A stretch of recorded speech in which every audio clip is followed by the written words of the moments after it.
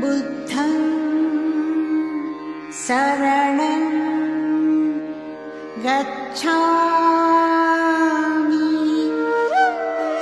धम्मं शरणं गच्छामि संघं शरणं गच्छामि। राज्यघटना बाबासाहेबांनी जी लिहिलेली आहे, मला माहिती नाही आपल्यापैकी किती लोकांकडे ती आहे, पण आपण खरंच बाबासाहेबांच्या विचाराचे पाईक स्वतःला जर म्हणवत असू तर आपल्याकडे राज्यघटना मित्र असली पाहिजे असा माझा आग्रह आहे। काही लोकांकडे आहे, हात वर करतायत, धन्यवाद। एक गोष्ट लक्षात घ्या, 1947 साली भारत जेव्हा स्वतंत्र झाला तेव्हा अनेक देश स्वतंत्र झाले।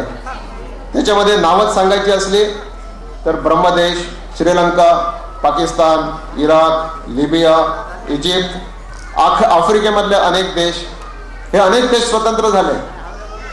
परंतु आजची परिस्थिती या सगळ्या देशांची पाहिली तर भारत देश सोडला तर कुठल्याही देशात लोकशाही आज विद्यमान नाही। आणि भारतामध्ये विद्यमान लोकशाही असण्याचं एकमेव कारण बाबासाहेबांची राज्यघटना हे आहे। या राज्यघटनेमुळे या ठिकाणी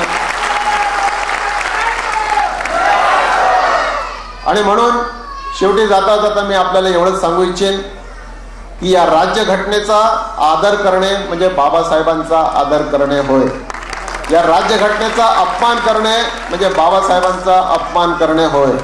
आणि मगाची गीतामध्ये जसं सांगितलं तसंच ही राज्यघटना पुस्तकामध्ये बंदिस्त ठेवू नका, आपापल्या घरी आणा, आपल्या आचरणात आणा, आपल्या वागण्यात आणा।